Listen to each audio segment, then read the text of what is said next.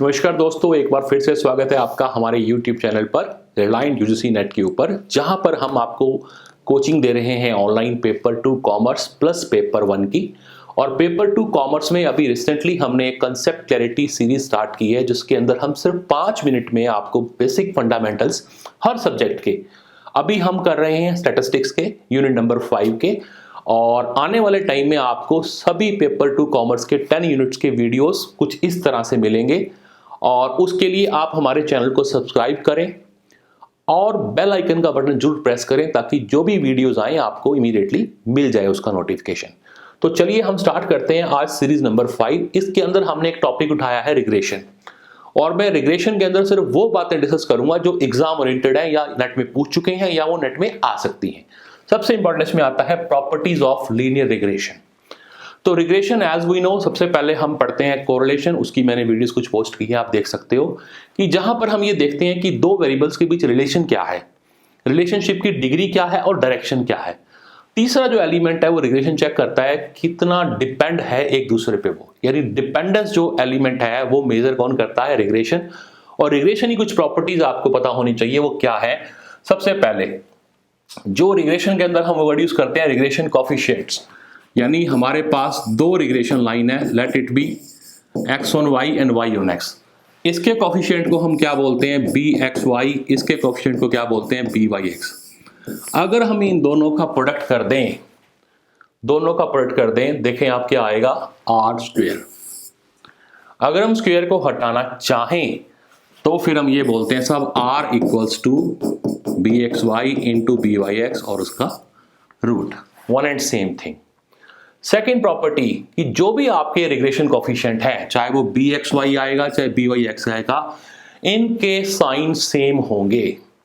They all have the same sign. In fact इन तीनों के r, bxy, byx इधर इन प्लस और इन माइनस हमेशा सेम होंगे। अगर आपको न्यूमेरिकल कर रहे हैं, सब्जेक्टिव सम कर रहे हैं, सेम नहीं आ रहे तो आप गलत कर रहे हैं।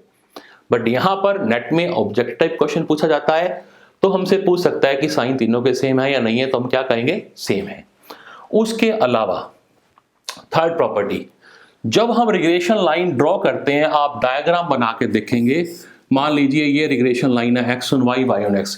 जहां पर ये इंटरसेक्ट करेंगी, यहां पर ये कट करेंगी, वो करेंगी किस पे, मीन पे।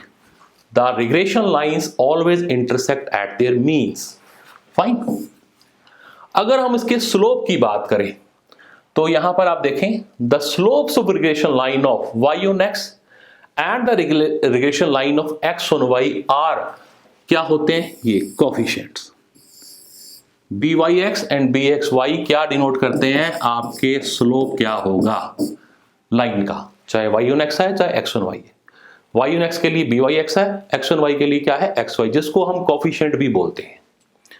थर्ड, रिग्रेशन की हेल्प से हम क्या कर सकते हैं, वैल्यू को एस्टीमेट कर सकते हैं। मान लीजिए आपने y on x line draw करनी है, तो हमारा आंसर क्या आएगा, a प्लस bx। यहां पर हमें अगर x की वैल्यू, जो कि इंडिपेंडेंट वेरिएबल है, अगर इंडिपेंडेंट वेरिएबल की वैल्यू गिवन हो तो हम डिपेंडेंट वेरिएबल की वैल्यू को प्रिडिक्ट कर सकते हैं, provided r should not be equal to 0। अगर r 0 है, रिलेशनशिप 0 है, ऑब्वियसली वहां पर वो काम नहीं हो पाएगा। ठीक है। देन नेक्स्ट पे आते हैं प्रॉपर्टीज के अंदर एक और लास्ट प्रॉपर्टी कि जब हम रिग्रेशन लाइन ड्रॉ करते हैं, उनके बीच का जो एंगल होगा वो क्या होगा। तो ये दो चीजें आप ध्यान रखना।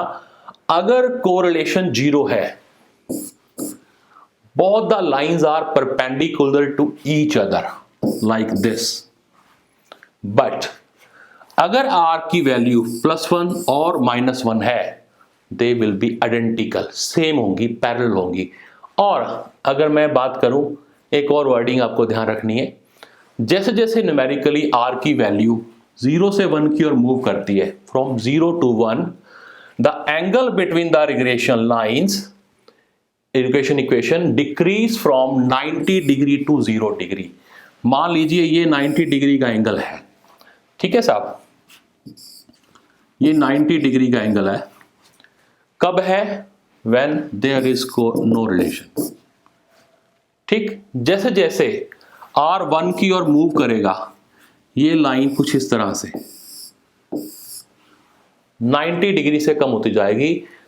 In other words, farther the two regression lines are from each other, the lesser is the degree of correlation। जितनी दूर होंगी उतना कोरिलेशन कम होगा, जितनी पास होंगी उतना कोरिलेशन ज्यादा होगा।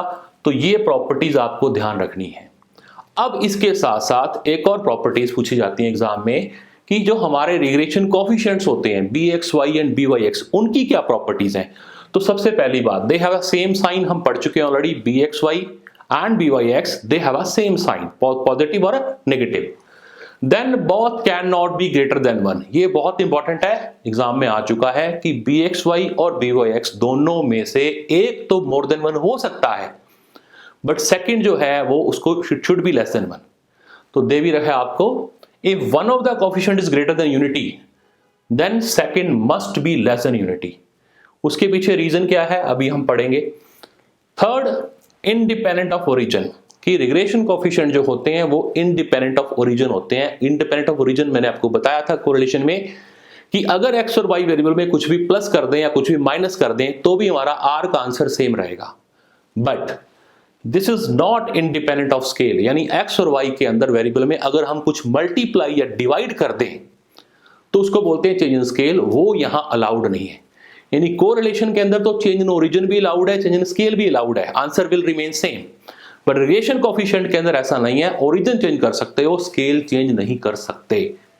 देन अर्थमेटिक मीन, अगर आप दोनों रिग्रेशन कोफिशिएंट का मीन निकाल लें, लाइक मैंने कहा था bxy प्लस byx, इनका मैं अर्थमेटिक मीन निकाल लूं, डिवाइड बाय 2 कर दूं, it will be greater than r. ये हमेशा कोरिलेशन कोफिशिएंट से ज्यादा ही आएगा। अगेन ये प्रॉपर्टी आपको याद रखनी है।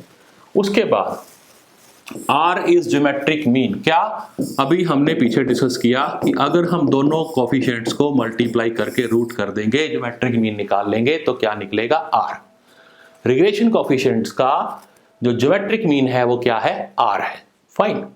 और तीनों का साइन सेम होना चाहिए, R का, bxy का और byx का। ठीक है, अगर हम इनको देखें, आप मल्टीप्लाई करते हैं, सपोज एक वैल्यू मेरी 2 है, एक वैल्यू मेरी क्या है, मोर देन 1 है, तो second should be less than 1, let it be 0.5। तो 2 इंटू 0.5 क्या आएगा, 1, 1 का रूट क्या आएगा, 1। अगर दोनों वैल्यू मोर देन यूनिटी होंगे तो R क्या हो जाएगा, मोर देन 1 हो जाएगा, विच इज नॉट पॉसिबल। ये वजह होती है कि अगर आपका एक कोफिशिएंट 1 से ज्यादा है तो सेकंड कोफिशिएंट कम होना चाहिए, किससे, 1 से, यूनिटी से।